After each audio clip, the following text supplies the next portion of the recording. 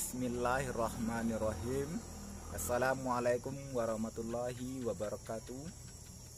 Sampai jumpa lagi di channel saya Ayenda Family.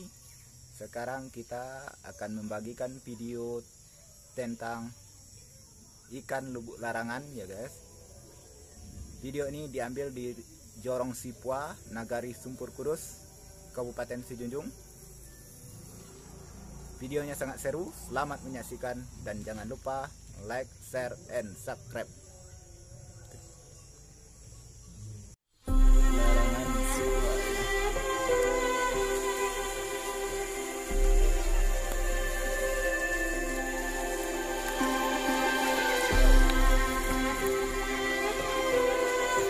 Lepas dia, saya lihat lawak.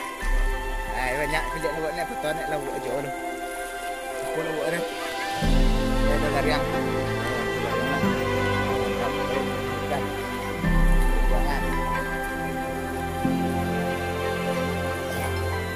Mana juga beliannya? Ya. Lapa polo. Siapa nama? Nama. Jangan.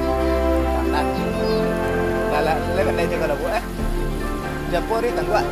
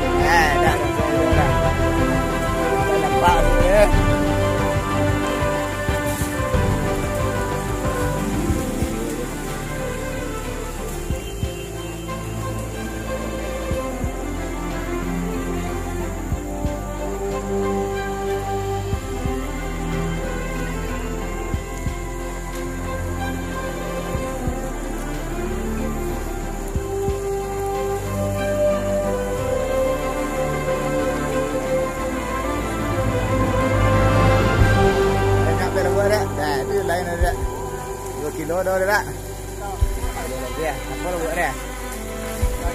Yang lain doh ya.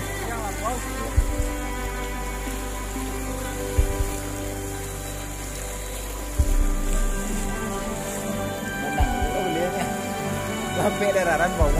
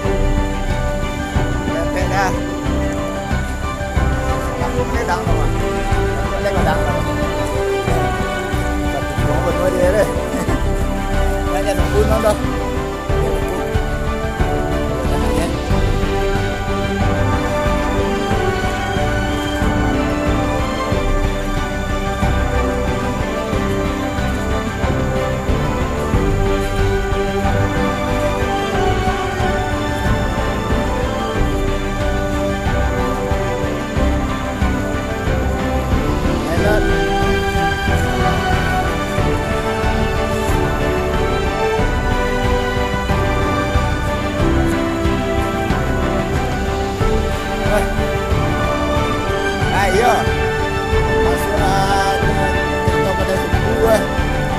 Harus ada dokumentasi ya. Banyak ada tambah itu. Tahu ni suap rami yang le.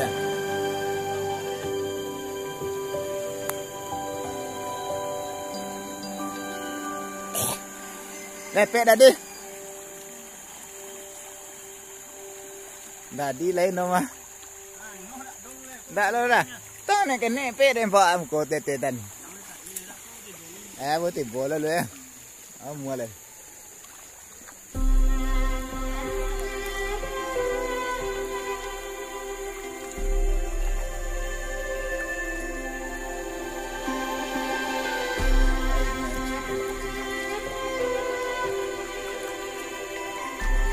Giờ tôi ta làm bệ bạn. Ta làm bệ thì bố. Rồi lộ luôn là. Datang dulu farmasi, dek malah di kondisi A, farmasi.